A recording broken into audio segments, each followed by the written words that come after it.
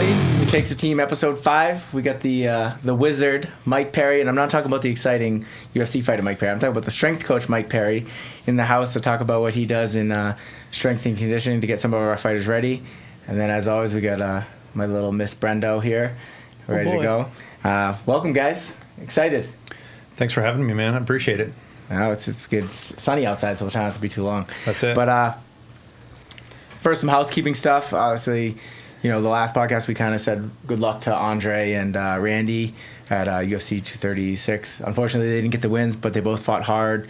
Neither one of them were really that hurt or anything like that. So let's fingers crossed they get back in there quick, get a good win. Just let those two know we're thinking about them. And then other than that, we got 6 weeks left till Calvin Kattar fights at UFC 238. We're right in the belly of the beast in terms of fight camp. Just trying to get him in shape, ready, dialed in.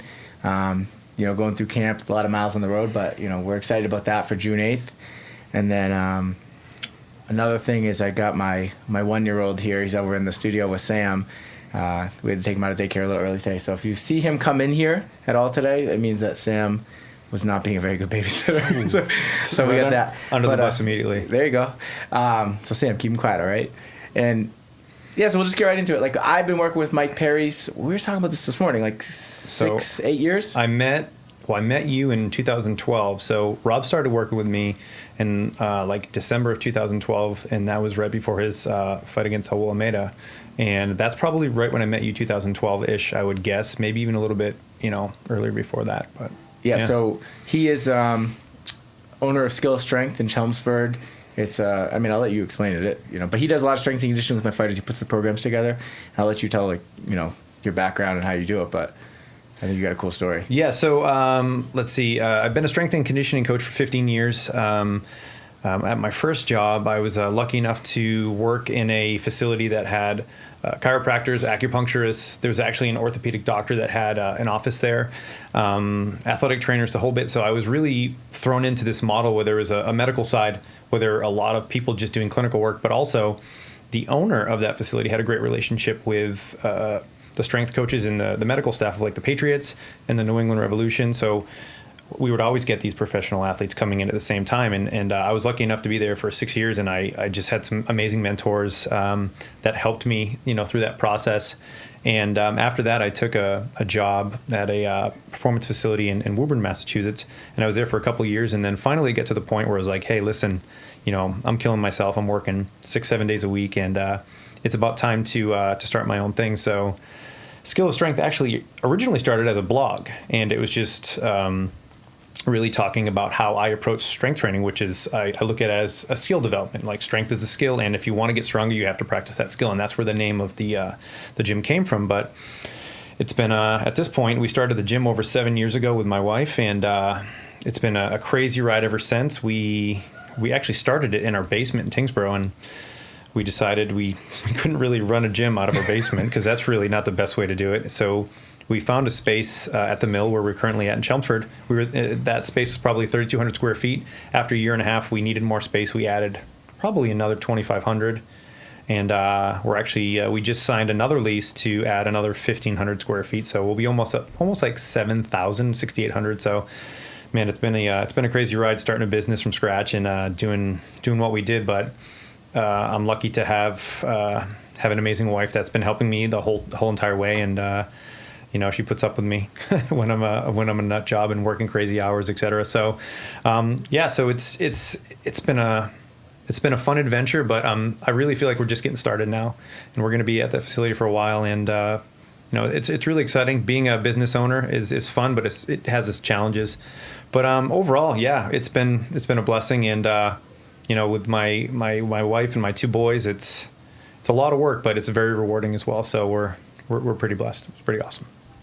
Yeah, I've noticed since the time I've been going there, I go 2 days a week and train with the fighters, I feel like the gym's really growing. You're always putting money back into it.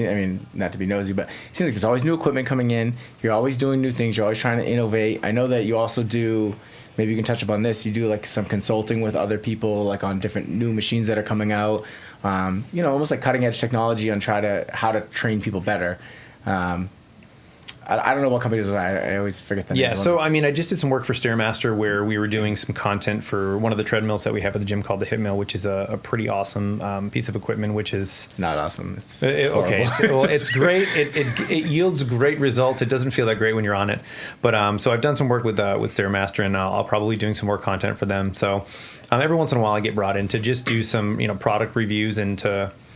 educate the people at those companies on like how do you use this in real life? Like a lot of the times in these big, gym equipment companies, they have these very high level salespeople that don't really understand what it's like to be in the trenches and how to use this equipment. So I actually get brought in to say, hey, this is actually how you're really going to use it, and this is what the application could be, and and go from there. And in addition to that, I teach and lecture as and present for two other companies. One is called Functional Movement Systems, which is which was started by a gentleman named Gray Cook and Lee Burton, and it's a form of how we evaluate people. It's looking at their movement baseline so we can get good information on what they need, what they don't need, what exercises are appropriate for them, what exercises we should probably not do, and what exercises we should avoid.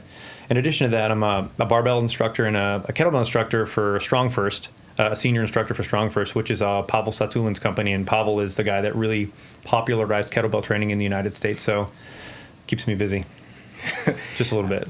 You mentioned the FMS system, like so functional movement screens. Yep.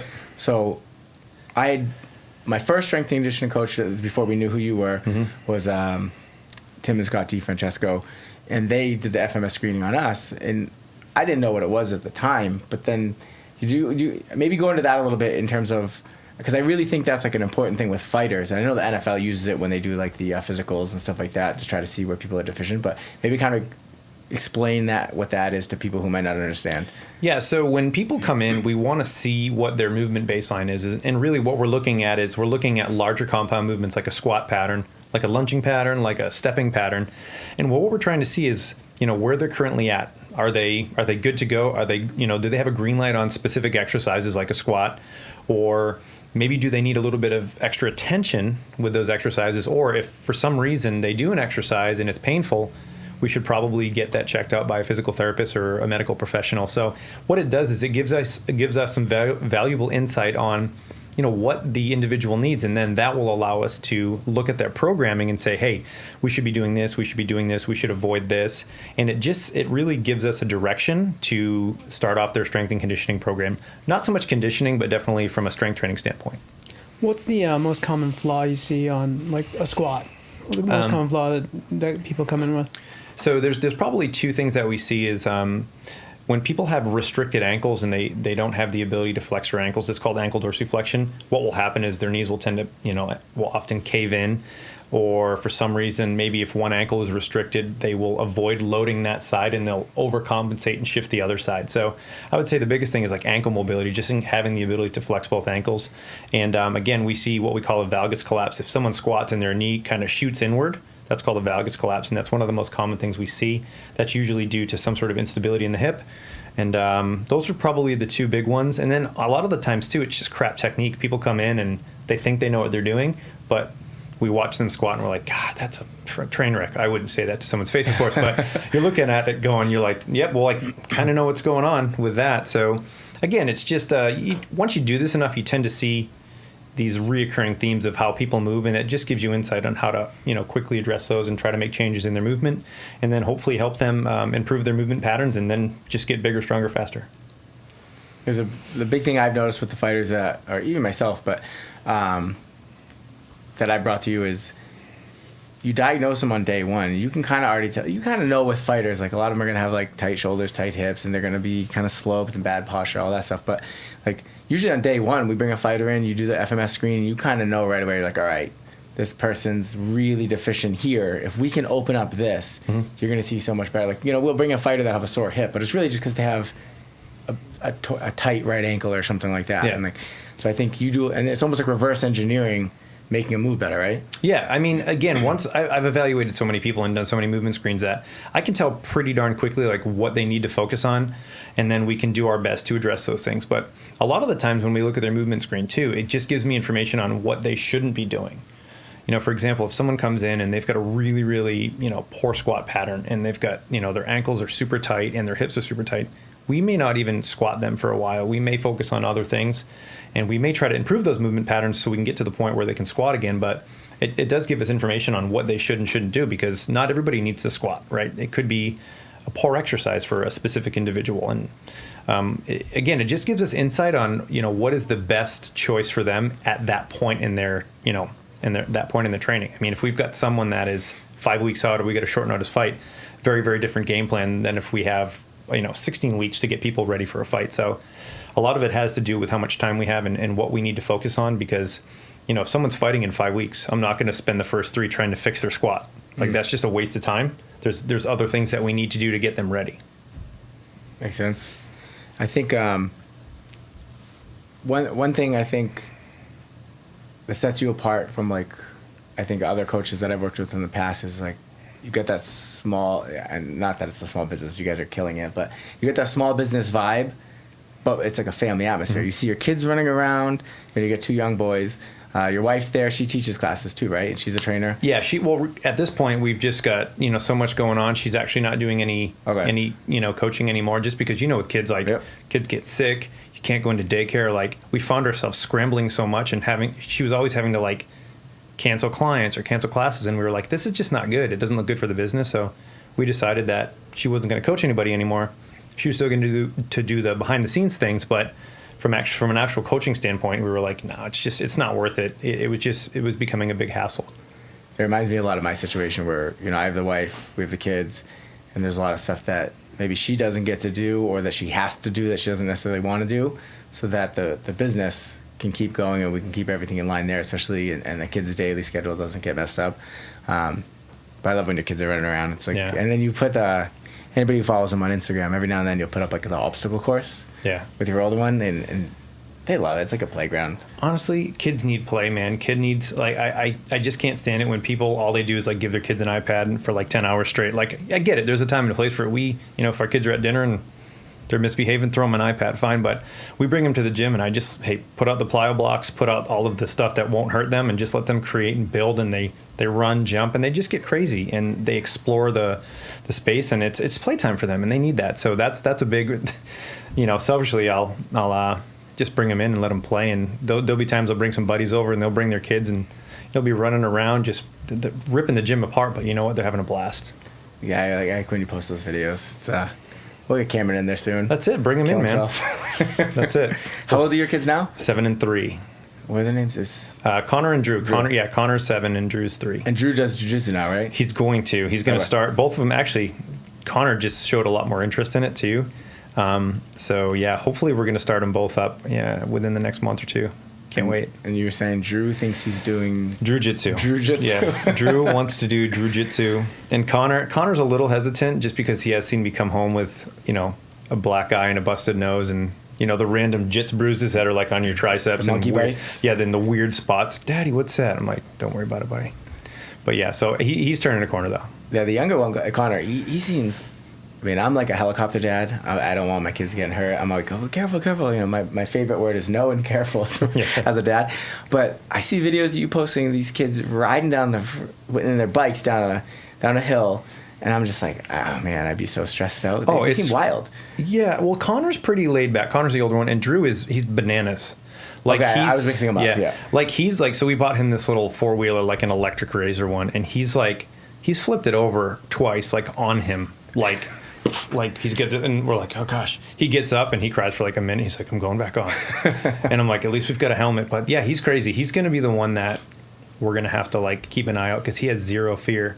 I mean, he literally just does stuff all the time, and I'm like, oh my gosh, please don't make it that bad. Like, I know he's going to get hurt, but I'm like, just please no hospital visits. Like, just make sure there's a video camera on them at all time. You can post that stuff on YouTube and monetize it. Yeah, viral videos. Yeah, kids getting hurt. There's actually an Instagram page. There you go. So transitioning a little bit, like, how did you get into working with MMA fighters? Okay, so I'm trying to think of initially when it started. Yeah, Jake Steinman. So I was teaching, I don't know if I was teaching at that point or hosting a kettlebell course at my gym. It was a 1-day course. And Jake was there, and he was attending, Jake Steinman. And at that point, Jake was a coach at Sityodtong, a Muay Thai coach. And we kind of hit it off, and we were just chatting it up. And I told him, I said, hey, I've always been a big fan of martial arts, specifically MMA. And I said, if you ever get to the point where you have a a fighter that would really listen and that wants to get better, I'm like, bring them in. I would love to be able to have the opportunity to work with them and prepare them for a fight. And there was one guy that started off and it didn't really pan out. And then Rob, then he said, well, I got another guy. I got this guy, Rob Font. I said, bring him in. So Rob was my first full-time fighter, and that was, 7 years ago. And it's we've done okay so far with it. So yeah, it's a pretty cool story to see like my first full-time guy be in the UFC number. Was he 11 now? 11. Yeah, number 11 bantamweight. So it's a pretty cool to see that, and then obviously it's snowballed since then. And so yeah, it's been a lot of fun. But just to have Rob be like my first guy and to still like have him with me, 7 years later, it's pretty awesome to see and just be part of it. It's cool. It's cool to be part of the journey. Well, it's very synergistic because you got Rob, who he had started out with my original strength coach, Scott and Tim, but then Scott worked for the Yankees and he moved away with that, and then Tim ended up taking a job with the Lakers, and he was their strength coach or their athletic trainer for I think like 6 years. So we were kind of like lost for a little bit, and we were working with someone else. She was great, but it wasn't like her forte. She was more of a personal trainer. Mm-hmm. And then that's when Rob found you. And then so it was like a saving grace to us because now we have another strength coach, and obviously you've turned out to be more than that. But then, you've helped him. Like he actually went down a weight class, still got stronger. He's big for his weight class. He's strong for his weight class. And all our fighters have had like really, really positive results. But on the flip side, it's like now you went from just being like, I don't know if you're a meathead or not, but we'll call you meathead. A meathead that's lifting weights and, college soccer player. But now you were just, trying to be strong and, physically fit and run your business. So now you're a 4-stripe blue belt? Yeah, 4 stripes, man. That purple belt's right around the corner. So I'll... Raph, where's the purple belt, bro? Yeah, dude, and listen, come on, man. You saw me last week. No, actually, today he gave me a compliment on my technique. Usually it's like, Mike's strong. Mike's conditioned. It's never a compliment on my technique. Today he gave me a compliment on my technique, so I should probably get my purple belt for that. basically a purple belt. I'm pretty much a brown belt at this point. Let's be honest. No. And what was the compliment? It was just a basic. I don't even know what the hell he was doing. He was doing whatever he wanted because he's a black belt, and I just was defending it. I didn't purposely do anything that I thought was like this is going to be magic. I just defended it, and then later he was showing some techniques with someone else, and he goes, actually, Mike defended it really well today, and he did this, and I was like, I did? Yeah, I did. Yeah. I was like, dude, I'm gonna make a video later. I'll put it up. I'll tell you exactly what I did. So no, it was just cool, but it was it's good to get those little compliments. But yeah, I've been training jiu-jitsu for 4 years, and I always try to go 2 to 3 times a week, and I've competed a bit, and I've fallen in love with it. I'll do it as long as my body will allow it. There you go. So it's like I said, it's synergistic on both ends. Like you've helped these guys not only become like obviously stronger and get them in shape for fights, but I don't like to out names, but like one of my fighters, high profile, like he tells me like you're one of the 2 or 3 people that he actually trusts, and that says a lot. Like some people think strength coach are like, oh cool, what does he do? You do bench press and squat, but like you really are like a mentor too. But on the flip side, you're also like a babysitter. So. Tell me about it. I wish we could have had video of what was going on in the gym today. I was babysitting. Mike was generous enough, we'll say generous, we could also say dumb, to get mats for the gym. So he rolls them out this morning, and now instead of movement prep, we're all grappling, flow rolls and grab. I got my Apple Watch on, I got running shoes, I got a hat. Next thing you know, Rob's tackling me, and we're grappling. And he's like, all right, guys. And then next thing you know, he's grappling with Calvin. You're yelling at him to get warmed up. They're not listening. No, not at all. I'm like, Calvin, you get 5 minutes to start your lift. You've got 4 minutes to start your lift. Calvin, you've got 1 minute and 30 seconds to start your lift. And finally, they got it done. But they're like little kids. It's like they've never seen grappling mats before. It's like, what is this thing? And then they just jump on it and like run around. And I'm like, this is like my kids. I'm just, guys, we need to get to work here. We need to train. I'm like, Calvin's going to fight. Like, finally, they eventually turned around and started working out, which was fun. I think that's one of the overlying themes that of all the guys that I brought to you or that you come to you organically without me is everybody seems to have a very high level of respect for the efforts that you put in, and obviously the proof's in the pudding. Like what you're doing is working, so obviously that helps. But not only that, is like one thing I see like in martial arts or any sort of coaching is it's a lot of like my way is the only way, everybody else sucks, and then I feel like you don't maybe have that gene. Like you have like yeah, I've been, you sat down with me last week, perfect example. I've been researching new ways for peaking with the conditioning, right? Mm-hmm. And I never understand the science behind what you're saying. I'm just like, cool, Mike, I agree, Me either. I just Google how to train fighters. It's worked out pretty well so far. So, I mean, we're pretty successful. Like, we have guys in the UFC that are doing really well. They got numbers next to their names. They're winning more fights than they're losing. They're getting stronger. Even the fights we lose, they're like, dude, you're freaking huge for this weight class. Like, you're strong. Like, but still, you're over here, like, trying to, like, all right, how can we be better? Like, it doesn't seem like you're ever stopping learning to be a student. Yeah, well, there's more than one way to skin a cat. And one thing that I've noticed is, and I tell this with everybody that I talk to about training fighters, 80% of the time I'm happy with what I do. But there's always that 20% that's always changing. Because I know that there's more ways to improve these guys. And there's brighter minds out in the industry than me. And there's just guys that are way smarter and they have, doctorates in this stuff. And I always try to just, look at what they're putting out there and see how I can take that research and that information and actually apply it in a systematic way with my fighters, because there's so much information that you can get overwhelmed.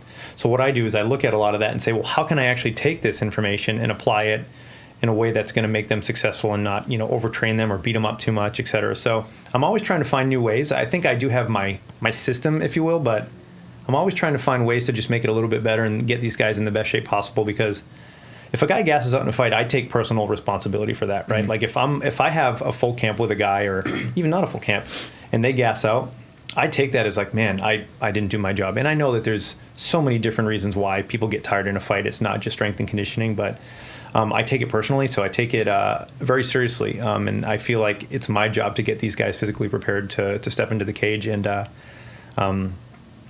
just take it seriously, and that's a big part of my job, to make sure that these guys are physically prepared. I think another thing that you do, and I don't even know if this is why you do it, but like we said, sometimes working with these fighters, whether it be in an airport or at the strength gym, like at your gym, it's like herding cats sometimes. Mm-hmm. And they're all wearing their headphones and not listening to anything we say. Really, this morning I think I heard you yell to Rob like 3 times, and he was just hitting the bag with his headphones on. So it's a lot of like running around, hey, let's get over here and start warming up.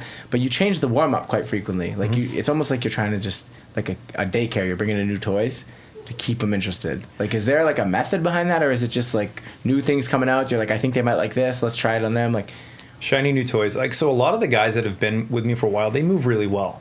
Like, they don't have a ton of deficient movements because they've been with me so long. They know what to do. They put the time in. They come in, and even if they do have restricted ankles or hips, you'll see them. You'll see the guys on the floor. They're doing their stretches. So at a certain point, I know that they're not going to be very deliberate about doing the same thing over and over again, and it's boring. So I'll just try to do new things just to, stimulate them a little bit, give them a little bit of a different look.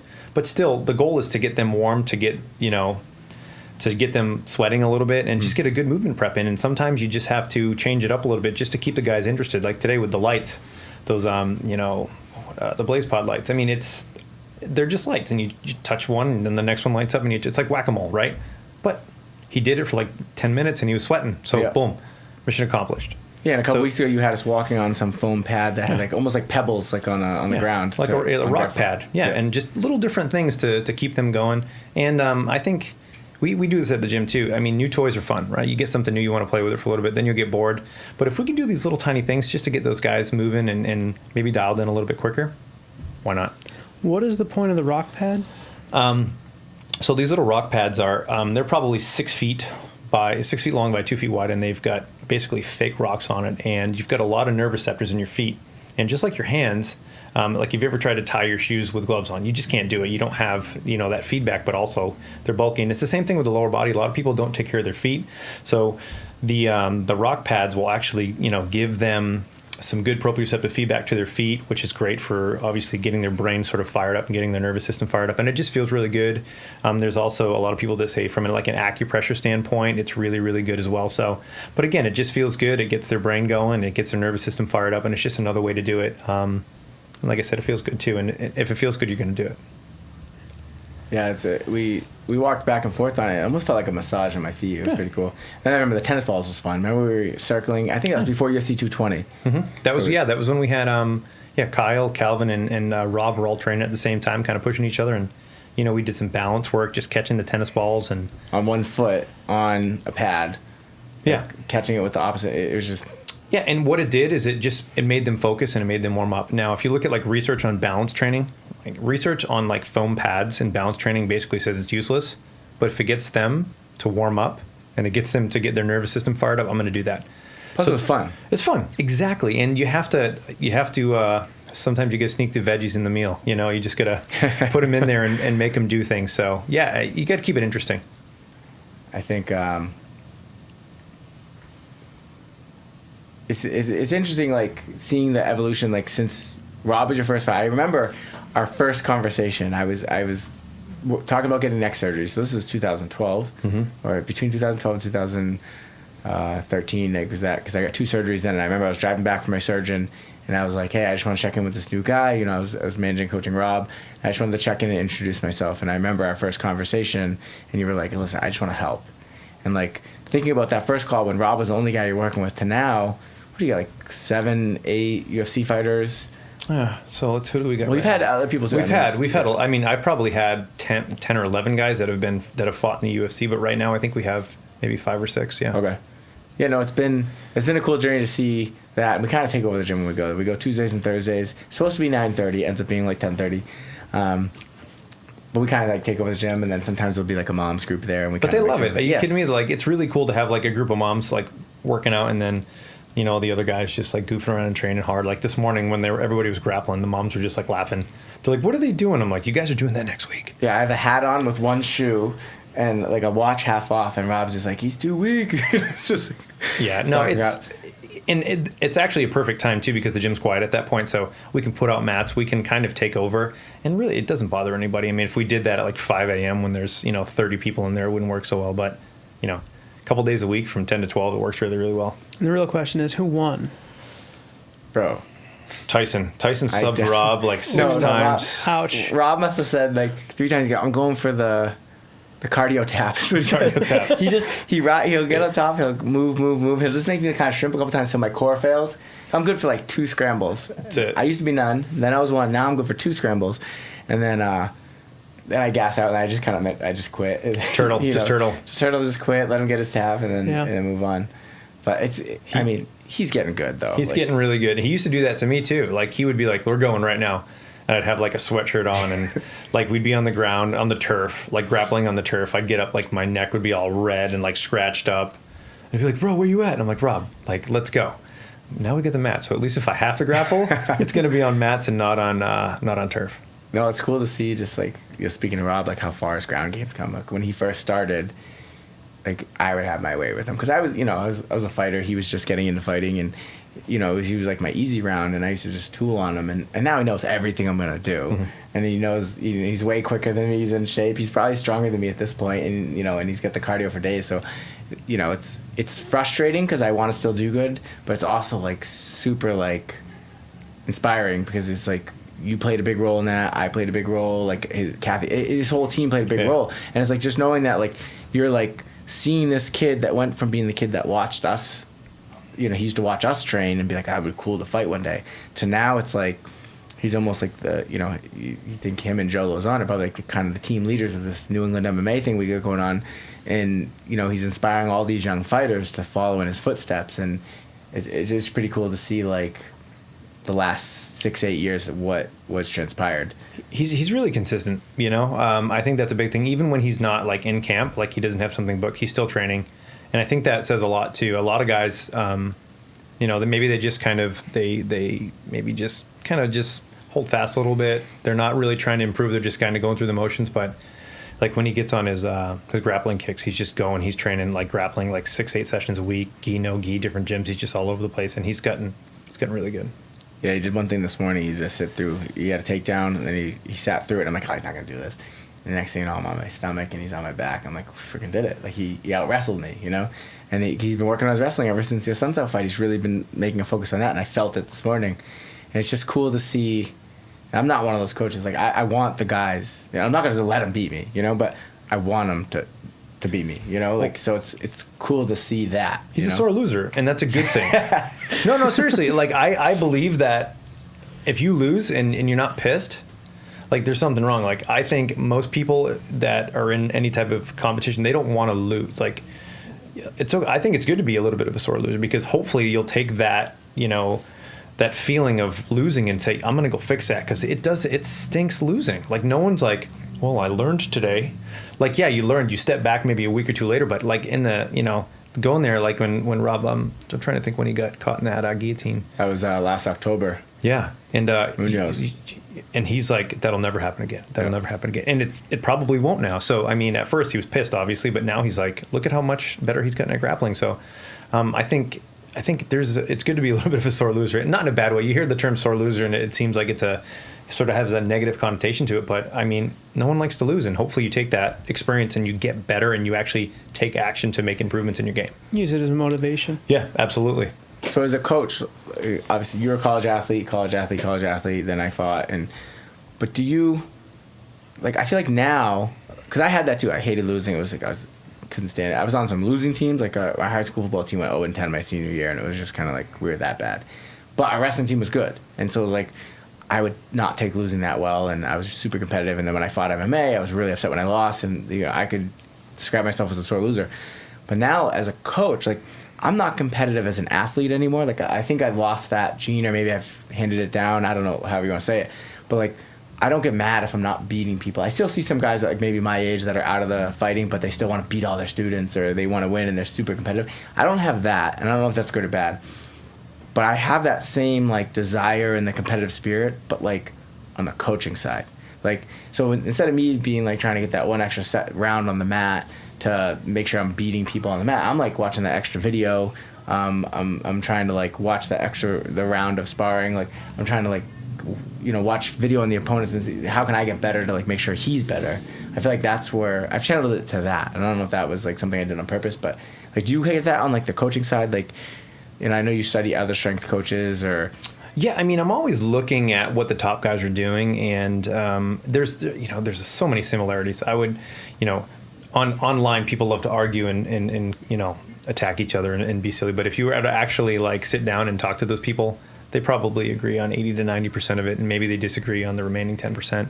But yeah, I mean, I'm always just trying to find new ways to be better, and within my control, because there's only so much you can do in the gym, in the strength and conditioning world, to prepare someone for an MMA fight, right? So.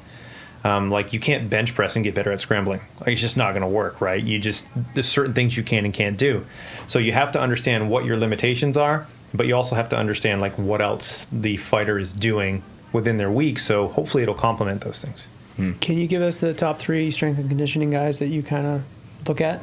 As far as strength and conditioning, well, I wouldn't say necessarily they're for fighters per se, but I mean, the guys that I look up to is, Pavel Tsatsouline is a guy who's a friend of mine. He's a mentor, and he's one of the brightest minds out there. He doesn't really actively coach a ton of people right now, but he is, he's absolutely brilliant. I would say from a movement standpoint, it's probably, one of my other sort of mentors, Gray Cook, who started FMS. I look at him and the way that he approaches movement, and I'm just like, wow, this guy's an absolute stud. And then, the 2 other guys that are local New England guys that are just super smart that have been in the game are Mike Boyle and Eric Cressy. I mean, yeah. Mike Boyle's got his place in Woburn. That guy is he's been there, done that.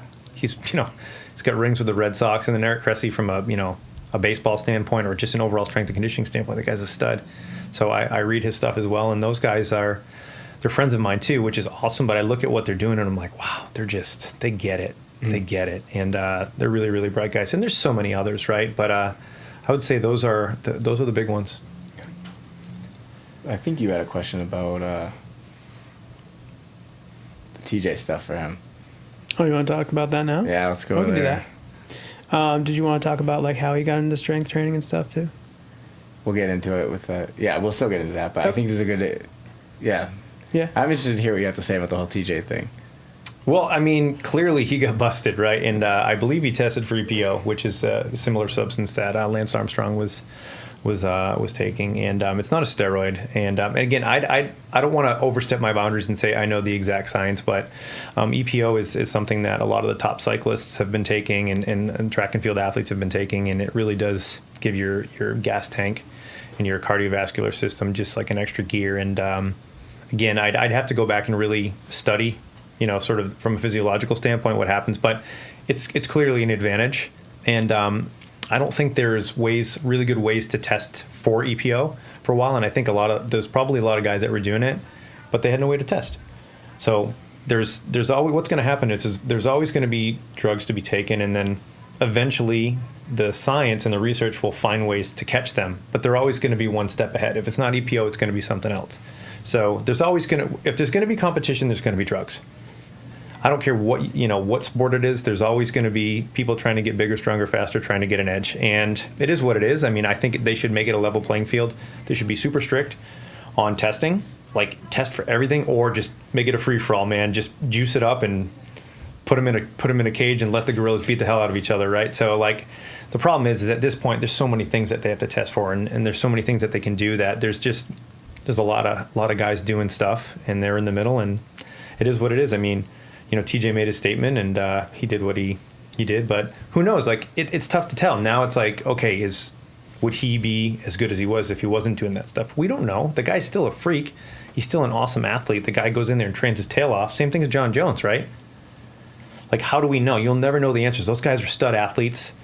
Would they still be as successful? Probably, but we just don't know that. But I mean, those guys, you can't take it away from them, right? Because they're in there, they're doing their thing. But it's just really hard to regulate that stuff and test. I mean, I do believe people are getting better at it, but I mean, you look at the UFC and you look at even the world of like jiu-jitsu and competitive jiu-jitsu, they're still not testing for a lot of that stuff, and a lot of guys are on stuff. And I don't care. It's if it's your personal choice, that's fine. But it's just crazy how much, every week it seems like someone's getting busted for stuff. So do you think that there's a place for PEDs, not necessarily in professional sports, but in normal human beings? Well, for example, if you do have like legitimate like low testosterone, and you need to see a physician for that and get some sort of TRT, and it's for like a legitimate thing, cool, like that's fine. So I do believe that some people do have legitimate deficiencies, but the problem is a gray area. Like you can go to these rejuvenation clinics down in the South in Florida and be like, I'm dragging a little bit, I'm a little tired. Just take this test and you'll be fine. And all of a sudden, 8 weeks later, you see the dude, you're like, what'd you do? It's purple. Just creatine. Yeah, just creatine. Just some creatine and some... I went tanning. Yeah. So you're saying it only takes 8 weeks? No, but you know what I'm saying. I mean, there are 100%,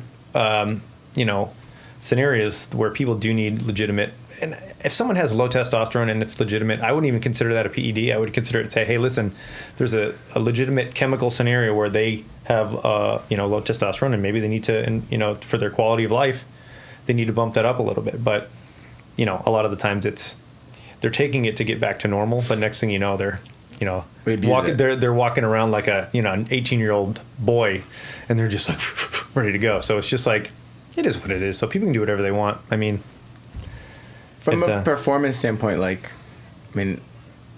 so I've heard people like at the UFC level say, they're like, oh, there's no way you can compete in the UFC unless you're taking stuff. And I'm always like, that's not true. I have guys that are ranked that don't take anything. Mm-hmm. And I know they don't take anything. Unless they're so good at taking it and they're so good at hiding it from me. But I mean, I've traveled with these guys. I've been with them 24/7. Like, I don't know when they would have done it, But so I truly believe that all my athletes are clean, the ones I'm associated with, and they're competing. Mm-hmm. So I think that's totally fake. Like I don't think you can't compete in the UFC if you're not on PEDs. But like from your standpoint, like if someone's taking PEDs, like I don't know if you have any experience with like just general people taking it. Like do you see a significant change in their ability to like do stuff or? I don't have a ton of experience. I've known a few people that have taken some basic like testosterone, and they did notice a huge change in kind of how they felt and their ability to recover. I think one of the big things that really happens when people take, PEDs is it's just the ability to recover. And you can go out, you can train 2-3 days a week, get a good night's sleep, wake up the next day and do it again. And you're not going to all of a sudden become, have a better jab and have a better triangle and have a better arm bar because you took testosterone. But at the same time, if you can put more training time in and your overall volume of training time increases and you're just feeling better, it's going to give you an advantage. But I don't think it's going to help from a skill level whatsoever. But excuse me, it never hurts to be strong, and it never hurts to be conditioned, and go from there. It's astonishing to me that sometimes a lot of these people that I hear say these things are like people that are probably taking PEDs. And I don't know if it's just maybe to make themselves feel better, but if you look at like like look at like a lot of these big like the gyms, the coaches. Like there's a lot of, and I'm not singling anybody out. Like people, I don't care what you do, but there's a lot of like PED usage from the coaches in MMA. Like you look at some, these coaches when you're in the locker rooms and you're like, there's no way you look like that at 55, and you're purple and your veins have veins, and it's it's interesting. Like I do think that's maybe phasing out. Like now that it's a little bit more regimented, the old school thing was like, hey, listen, everybody's doing it, so I got to do it to compete. So maybe those people are just continuing, and maybe as we get a little bit more mature as a sport, the younger coaches coming up through will be like, well, maybe there's another way, or maybe I should lead by example a little bit better. But I guess to each his own. Well, I think what ends up happening is people take something and they feel really good. And when you start taking artificial testosterone, your body will start slowing down its ability to naturally produce it. So all of a sudden, if you go on test for a while, you feel great, and then you stop, you just get this big crash, and your test levels are low, and your estrogen levels may be increased, and there's a lot of things that can happen. So what happens is it's kind of this really downward spiral where you take it and you feel good, and then you go off and you feel like crap. So you're like, well, shoot, I feel like crap, so I'm going to go on again. And it just becomes this thing where people just probably take it for a good portion of their life. And now, regulated by a physician and done with the right dosage, it's shown it's not going to be that bad for you. But again, there's a difference between getting it from a physician and them telling you what to do versus getting it from some dude down the road behind a Cumberland Farms. Nothing against Cumberland Farms, but you know what I'm saying. Cumbies. I think we got some questions for you. Sam, are you queued up on the microphone out there? How you doing with the little baby? Obviously, you can see I got my little man Lawson here. He's going to help with some fan questions. I'm on double duty with podcasting and dadding. This is real life right here. It takes a team. So we got Sam out back with some questions for us, or for Mike, sorry. How's it going? What's up? What's up? All right, first question. How do you program energy systems, training around the technical training and taxing sessions like wrestling and MMA sparring? Okay, so that could be an entirely separate podcast. So for those of you that really don't understand the whole talk of energy systems, so we'll go quickly. There's 3 basic energy systems. You've got your alactic system, which is like your high-powered, quick, explosive kind of energy source. Think of a 100-meter sprinter. That would be considered someone using their lactic system. Then you've got your lactic system, which is your primary source of fuel is stored blood sugar, which is, if you look at someone running like a 400 or a 400 meter or 800 meter, that would be something that would be considered like a lactic event. And then you've got your aerobic, which is like long distance, what marathon runners use. So there's a ton of research on energy systems, and there's so many different ways that you can build an athlete, and there's certain things you have to take into account. When I work with the fighters, I have maybe 4 hours a week with them. So what I have to do is I have to look at their program and say, well, how much time do we have, and what is the most important thing at this point in their camp that we need to focus on? Now, the 2 things that you always want to start with when you have time are just strength training and building the aerobic system, right? So there's some research on what they call residuals of training modalities, meaning if you focus on your aerobic system and your strength training at once, that you can maintain those qualities for about a month, which is really cool. So if you're going to start with something, you might as well start with the things that are going to stick around the longest, right?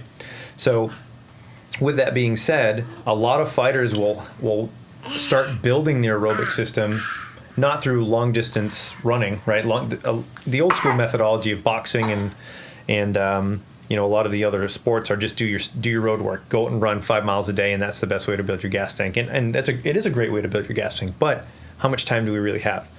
If my fighters are coming in, we're not going to spend time, and I'm not going to put them on the treadmill for 2 hours, right? It's just not going to be the best use of our time. So if you were to look at an athlete when they're hitting mitts, or whether they're boxing, or whether they're rolling or whatever, and they would have a heart rate monitor for, let's say, for 90 minutes, right? If you were to take their average heart rate, it's probably going to be in the 130s or 140s, which, within that, there's going to be spikes in heart rate and there's going to be dips in heart rate. So sometimes they're going to be using their alactic fuel source. Sometimes they're going to be going lactic, whatever. But if you look at the whole entire training session, it's probably going to be aerobic in nature, right?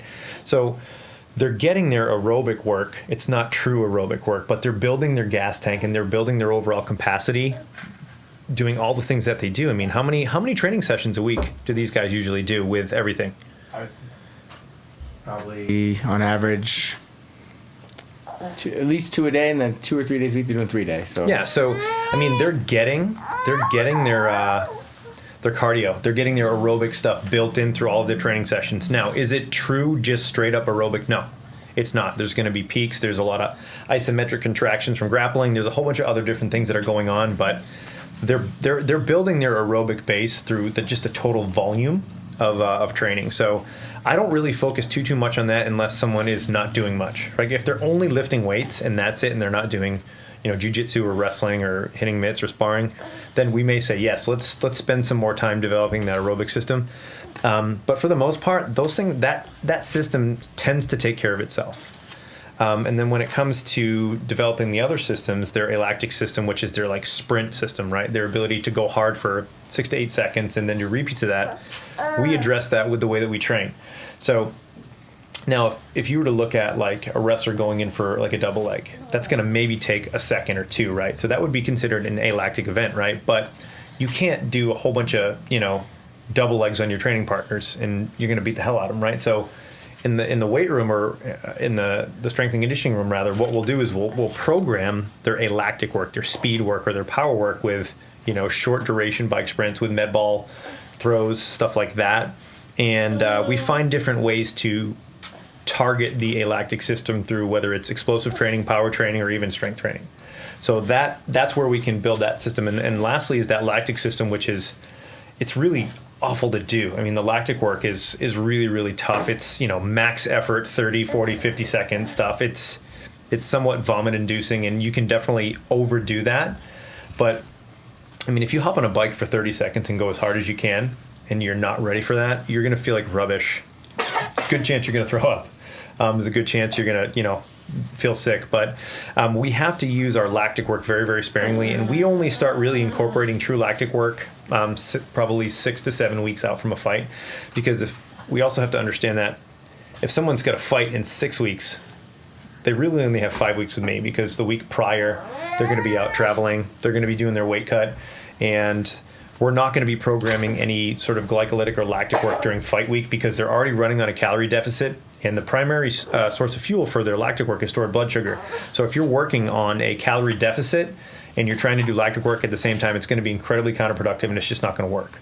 So that's really how we have to do it. But it's hard to do, and I've figured out a system that works for me because I know all my guys, and a lot of the guys have similar training schedules. So it is somewhat tough to do, but at the same time, like my weapons of choice for training are usually like bike sprints, maybe doing a little battling ropes. We have the hip mills and the regular treadmills, and maybe we'll just do some like quarter mile repeats outside or whatever. But I try to pick exercises that are going to have a big, the biggest bang for a buck, but it's not going to beat the crap out of their body.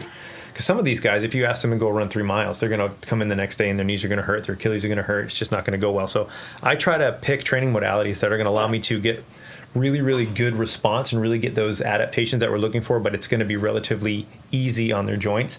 And that's I think one of the reasons why our guys go into fights healthy and not too beat up, because of the fact that, I mean, these guys are getting the crap kicked out of them, sparring, wrestling, doing jiu-jitsu all the time. I can't kick the crap out of them in the weight room. It's just not going to work.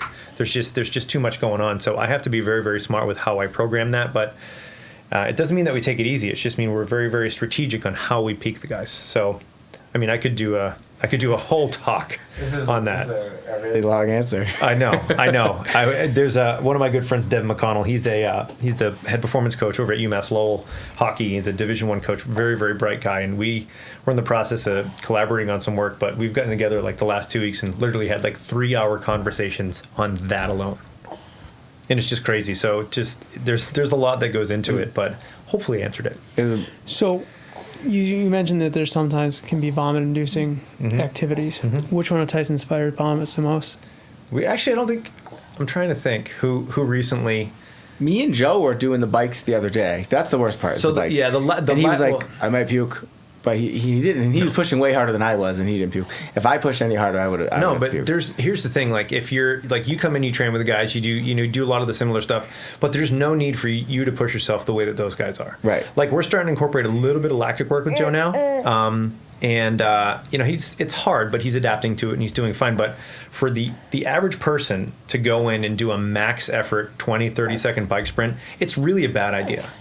And it feels awful. Like, even if I were to do it right now, I'd be on the ground, my legs would be like just filled with blood, and I would feel like rubbish. So, like, the average individual, you don't need to do that to yourself to get in good shape, right? There's far I don't want to say better ways, but there's easier ways to do it, and it's pretty brutal.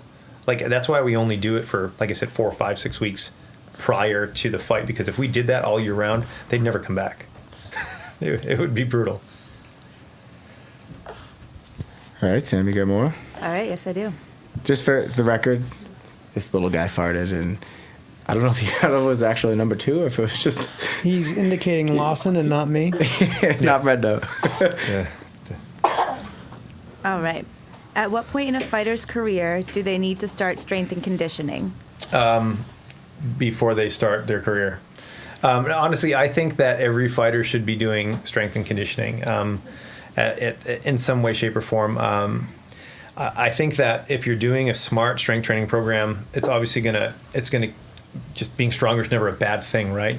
But it's also going to keep you more durable. And I think that's one of the main reasons why I'm really so adamant about strength training for fighters, is the fact that we need to keep these guys healthy, and strength training will keep the athletes durable. It just keeps them more resilient, and that's something that I feel is so important. You don't have to go in and try to be a powerlifting champion or Olympic lifting champion.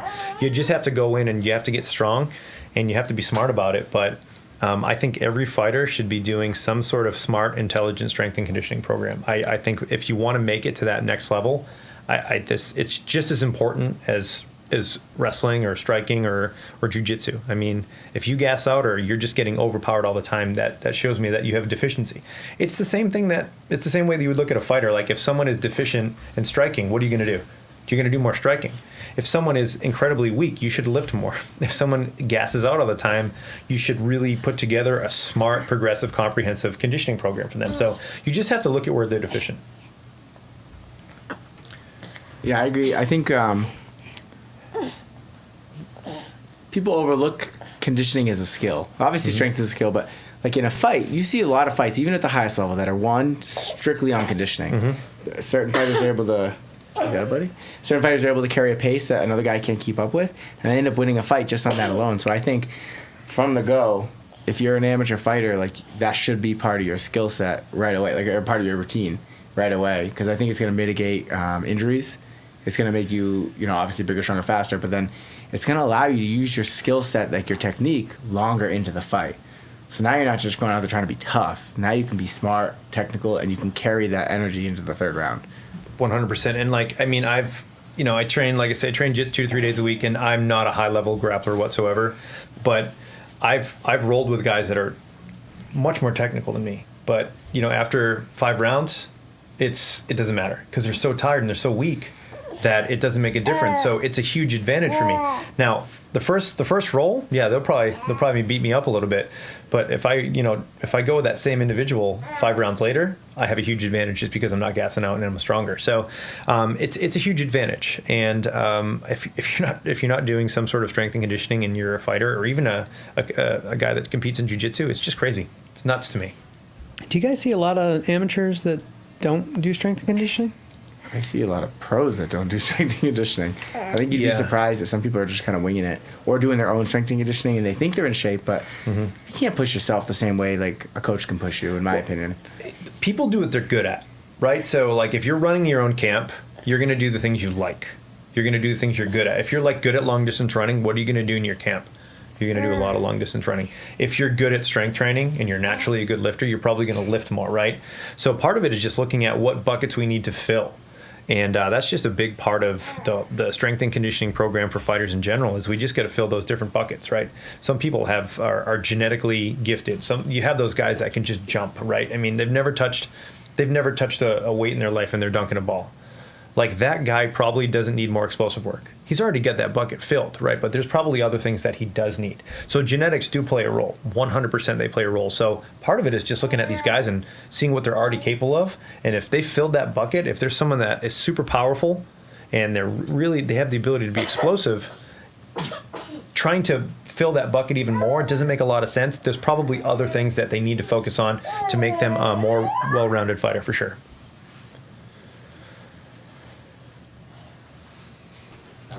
All right. Does a fighter's opponent affect the program that you put together for them?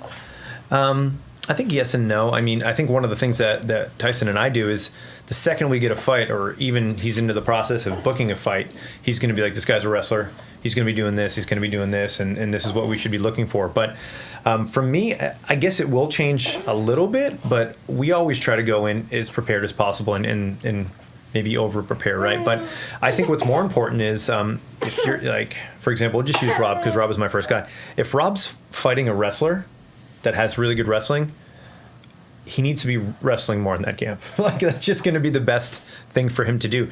There's no substitute for doing the thing that you really need to focus on, right? So, I mean, if you need to wrestle and you're fighting a wrestler, going on a rower and doing 500-meter repeats, will it help you recover and help with your cardio? Yes, but it's not going to be the same as going in there and just wrestling and scrambling and doing the thing that you need to do. So from a sport-specific standpoint, like hopefully what I can provide my guys with is a bigger gas tank to make them bigger, stronger, faster, more durable, but they still need to practice their sport.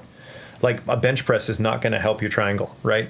It's just, you have to look at it and you have to be able to step back and kind of check your ego at the door. Like my job's important, but it's not that important, right? If there's something else that they need to work on, and maybe they're a stud in the gym, right? Maybe they're strong. Maybe they just crushed their workouts in the gym, but they're always getting punched in the face with a jab. Well, they don't need more pull-ups. They need to put their hands up, and they need more boxing. So I think that when you look at a fighter, you have to, again, look at the buckets, what needs to be filled.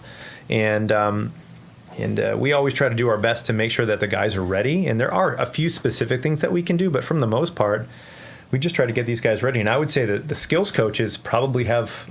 they're more important at that point than I am to make sure that they're doing their job. And, if guys get a great ground game, then the skills coaches are going to help them with the ground game. If a guy, throws a lot of leg kicks, then maybe their Muay Thai coach is going to help them check and kick. So there's just different things you need to focus on. And I think if everybody knows their role and does what they're supposed to do, I think we're going to be successful. All right.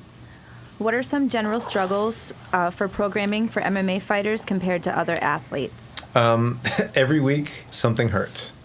Like, that's the thing when you're training fighters. Like, I used to be a big program guy, and I was like, I need to focus on periodization, and I need to look at all these scientific studies on this, and this. Like, once a week, someone comes in and they're like, dude, my ankle's killing me. My hip's killing me. My elbow. My shoulder. So for me, it's learning how to manage and work around these little nagging injuries that everybody always has.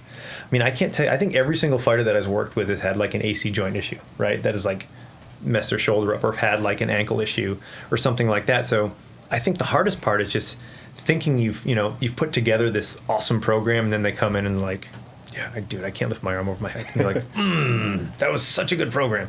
So I think it's having the ability to adapt when you need to and being okay with that, because at the beginning, I put together these programs and I thought they were the best programs in the world. And then someone comes in with, a jacked up shoulder and I'm like, yep, that's not going to work.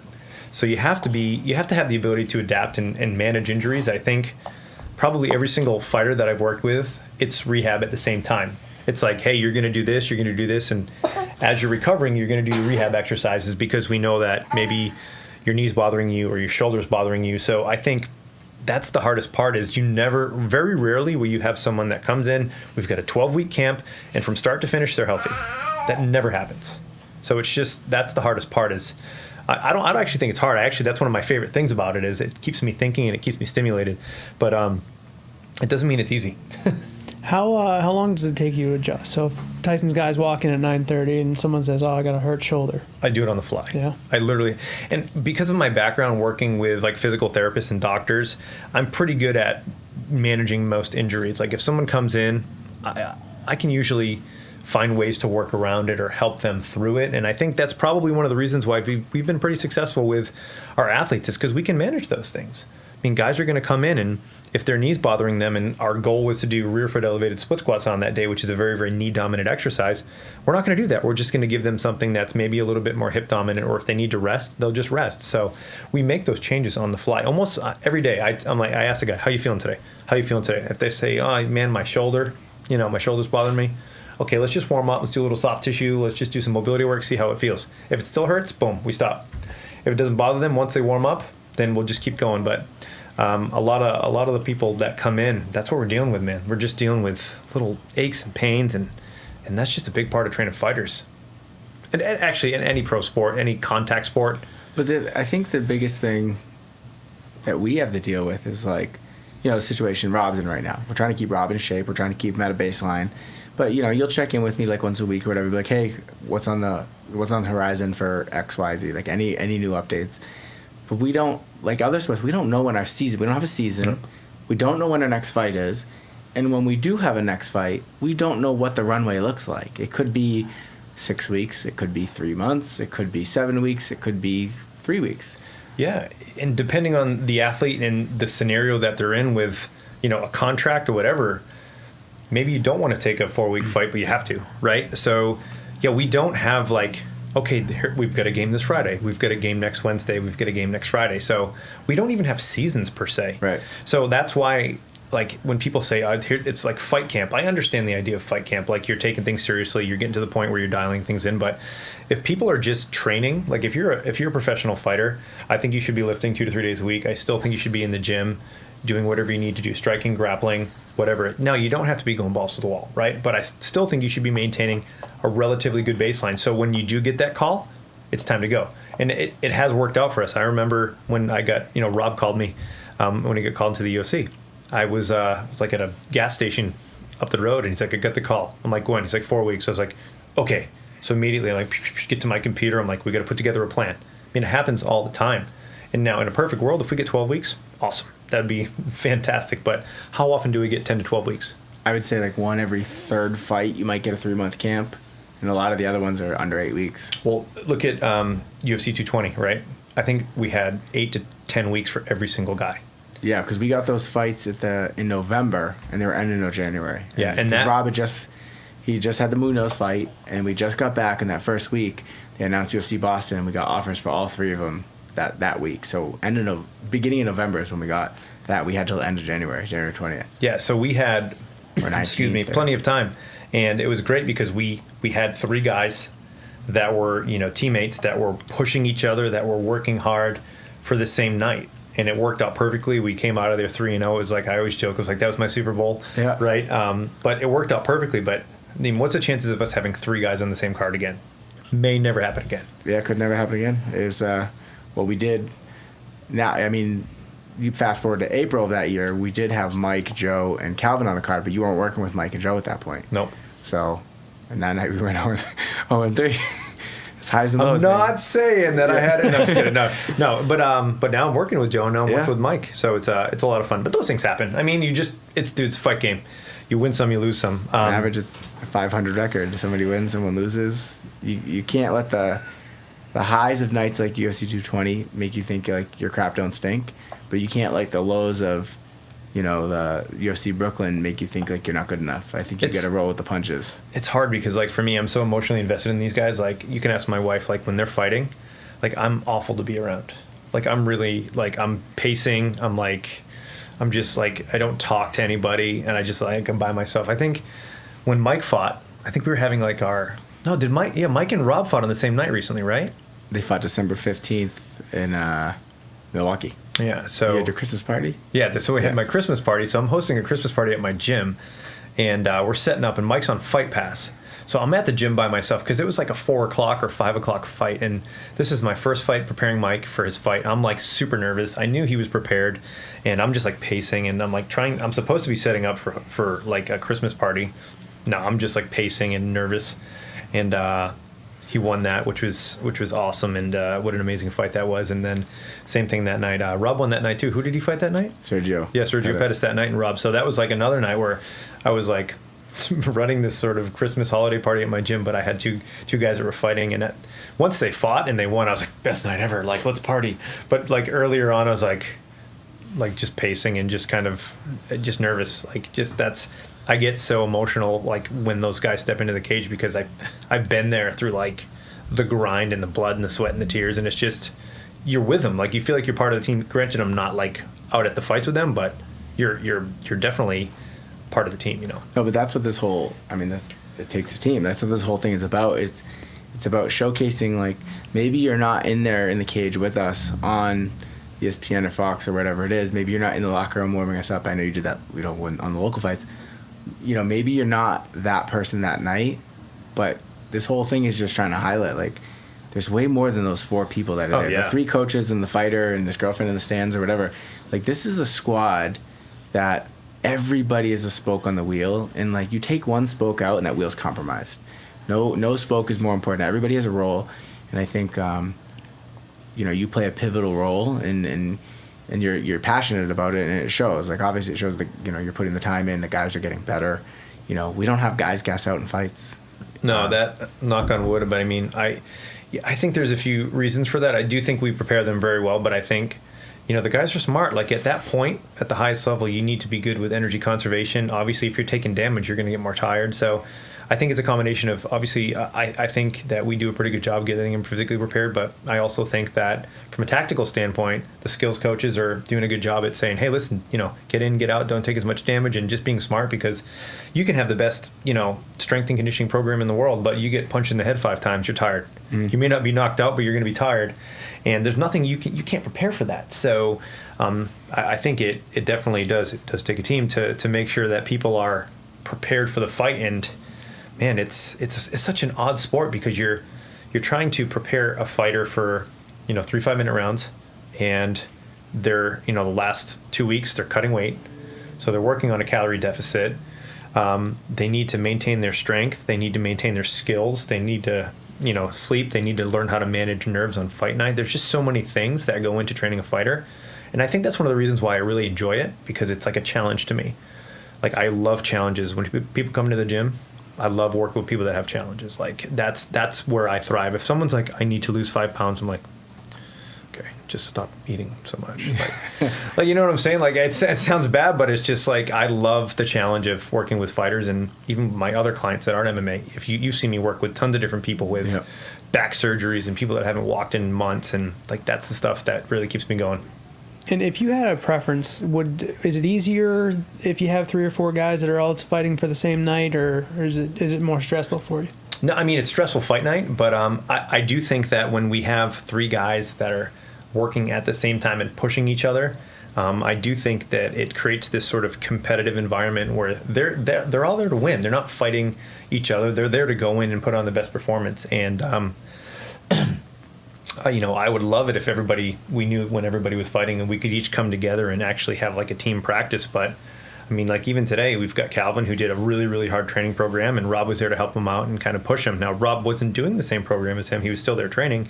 But I think that that I would really enjoy everybody having the same night, but it's never going to happen. But they all do good putting the hat on of the cheerleader. Like, when, Rob was there cheering him on today, but he's also sending Instagram videos to us being like, the scrap don't work, so it's a good, healthy mix of ball busting and motivating, and like, you got to keep it wearing light. Different hats, so conditioning sucks. Yeah, no one wants to your buddies do that. There pushing you. Yeah, and like, at that level, like, these guys are in the UFC. Like, they're not doing, they're not doing like a local AMI fighter or a local smoker, right? They're like, this is their job, and they have the ability. Like, guys in the UFC, they have a limited amount of time to be successful. And if you lose, it could mean you're not going to have a contract anymore. It's as simple as that. So each fight is super important. I think these guys at this level know that. Like, they know how important each fight is. And once they sign that bout, I always tell, like, we always joke, it's like a switch. The second the fight agreement's signed, boom, you can tell they're in, they're training, they don't miss training sessions. If they don't have anything booked, I'm texting them, and it's crickets sometimes, but that's all right. That's what happens. Can we celebrate this for a second? Yeah, I feel like awesome. I'm a better dad than they are fighters. Like, look at this. This is, kid's just out cold. I thought for a second I thought he was gonna poop on me, and then I thought he was gonna puke on me, but now he's out. He's good. He's good to go, man. Dad whisperer over here. That's it. It's like he's your son or See how something. good I am when we have 3. What's up, Zio? All right, this is a tough one. Who is stronger, Rob or Calvin? Who is stronger? I'm trying to think who's who's done the most. So that would be Rob Font or Calvin Cater for those that aren't close to our network. So from a numbers standpoint, I would probably say, from a lifting standpoint, when Rob's really dialed in, I've seen him lift more. But stronger in the cage or grappling, that's a different scenario. But I think from a weight room standpoint, probably Rob just a little bit, just because he's been with me forever. But I think they're probably really even, to be honest with you. But I've worked with Rob for 7 years. I worked with Calvin for what? How long has he been in the UFC? 2? We started working with you in 2015. When he came back, He and came fought to for me, and CS. then we linked them all back up. Yeah. So, but I mean, they're neck and neck. Yeah. But they both have their things that they're good at. Like, I mean, to say like overall stronger, I really could care less. But they're both like good at certain things. But I think I've probably seen Rob do a little bit more weight, but that's just because Rob, I think, has been with me more. But at that point too, when Rob was lifting heavier, he was also a weight class heavier. True. What has been the biggest difference over the last 7 years that you've seen in Rob? Well, I think physically he's transformed. I mean, if you look at some of his old fights, he never had abs. He was he started off a little pudgy, but he's just more disciplined and he's strong. Like, when he first started, he's obviously been a talented guy, but he's got that knockout power now. And I'm not saying it has to do with what I do, but I think it's definitely a combination of what everybody's done. But he hits hard for a 35er, and he's a big 35er too. And he came from 45 as well, but yeah, his conditioning too. I mean, his conditioning is really, really good now. I mean, he's got his recovery times and stuff when we do a lot of his testing. It's just through the roof. When he went out to the PI, Yeah. They said his recovery was some of the best they've ever seen, right? Yeah, the way they explained it to me when we did all the VO2 max test is they said that basically going into the third round, his heart rates, after the 1 minute recovery after the second round, going into the third round, his heart rate's the same as it was walking into the cage. Yeah, that's pretty awesome, and that's one of the things we aim for. But he's also he knows how to conserve energy too, which is huge. He's got a good IQ. Yes. Yeah. Very, very smart with that. So, but yeah, Rob, I mean, if you look at everybody that's worked with Rob, I mean, his diet's much better. His weight cuts have gotten much better. There's just so many different things that he's been able to do. And it's just, everybody's been a part of that. So it's been a lot of fun. Yeah, I think Rob's ability to go, I know some camps are like real tight and they're like, no, you got to work with our coach. You got to work with this guy and that guy. Like, we like to keep it in the family. Like, I think Rob's ability, and I get why they do that, because they don't want too many chefs ruining the kitchen, and for some fighters, 100%, like that it would be the end of them. But Rob's ability to go to like 4 different boxing coaches and pull 1 or 2 things from each one of them and put that into his skill set and throw the other 8 or 9 things away and be like, no, these are the things, and then make that part of his game. I think that really sets him apart from a lot of fighters, is his ability to like distinguish between this will work for me, this won't work for me. I'm going to focus on this, and then put that in his tool belt and then move on to the next camp. Yeah, that's a great A way lot to of put fighters it. can't necessarily do that, so that's, props to him, but I think they're both weak. And then there's Tyson. Tyson's the strongest manager. He's the strongest manager for fighters out there. Tyson, your thoughts? Just Probably say yes. not. Just Yeah, say yeah, yes. no, I'm definitely the strongest. Strongest yeah. pound for pound. Yeah, fake black belt, Pound for pound. pound for pound, strongest manager alive. Ever.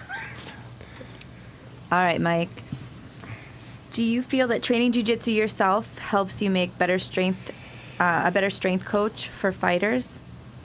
Absolutely. So I remember when I started working with guys, and I've always been a huge fan of mixed martial arts, but I knew that at a certain point, if I wanted to become better, but also just in my eyes, I kind of felt like a little bit of a fake.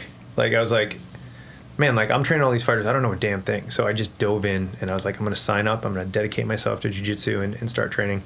And it definitely has made me a better coach, because it's just about decision making. And I think that's a big part of it, is understanding what these guys are feeling.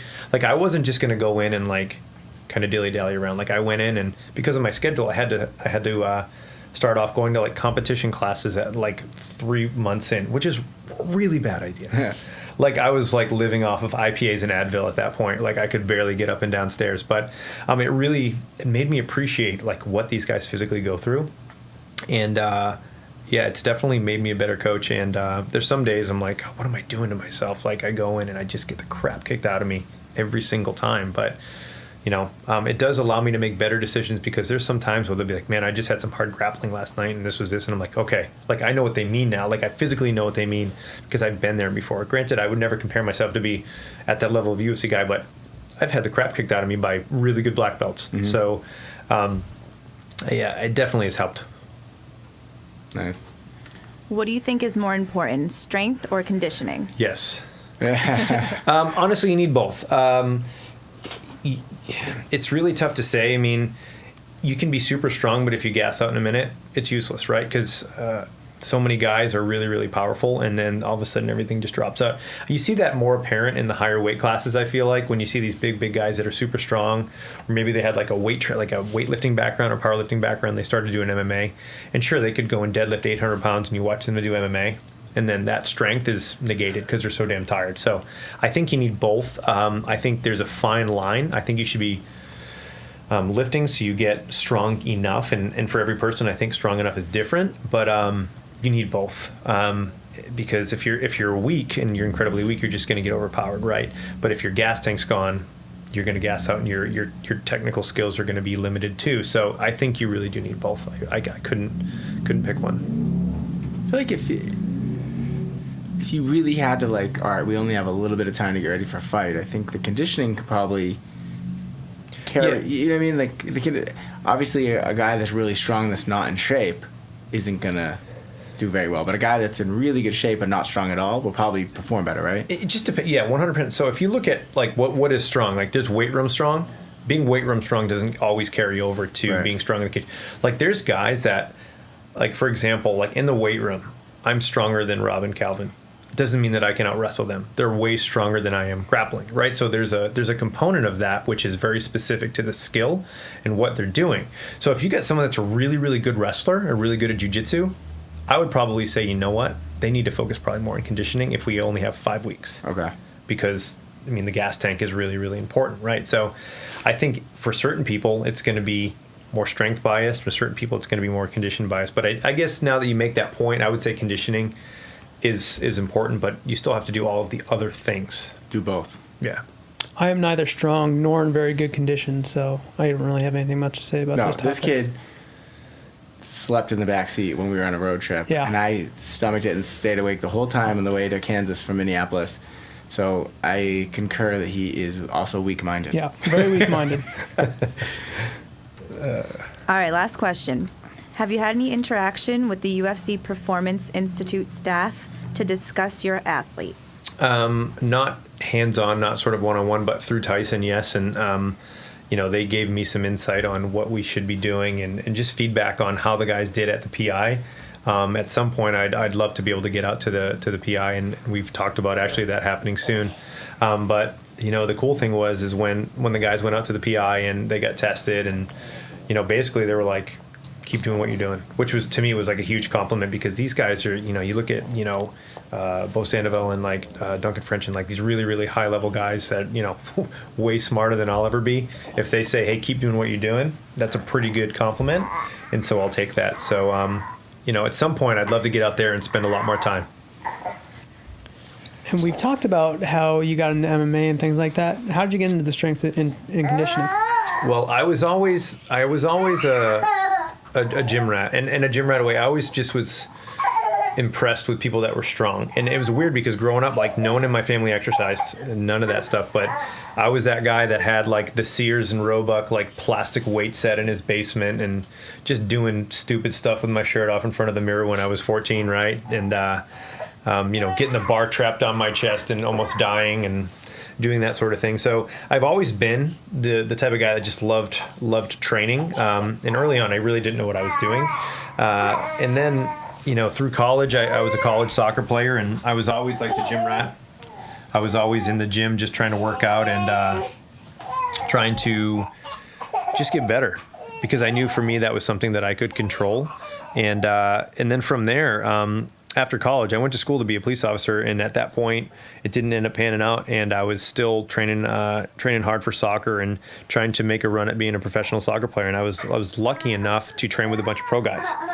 And at that point, I decided, yeah, you know what? I don't know if I'm going to really have a big sort of future in soccer. I was kind of getting burnt out too, and I didn't know if I even could make it. So I had this opportunity to take an internship, and that's how it started. I did a 1-year internship, and I just started kind of from scratch. I didn't know a whole heck of a lot, but I was a hard worker, and that's really how it started. All right, thanks, Sam, for the questions. I think that was pretty insightful.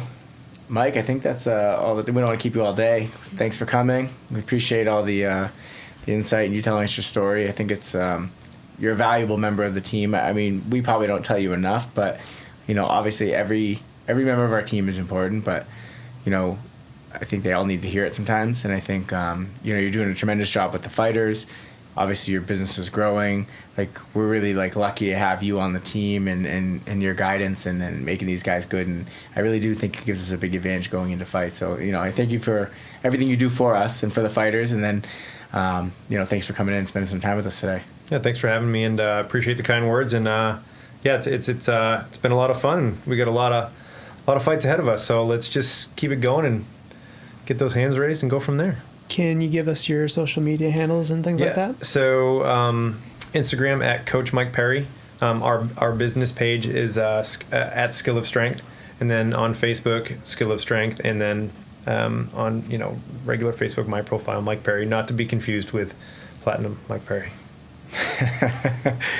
So speaking of social media handles, obviously we're It Takes a Team Podcast. We're on Facebook. We have a page there.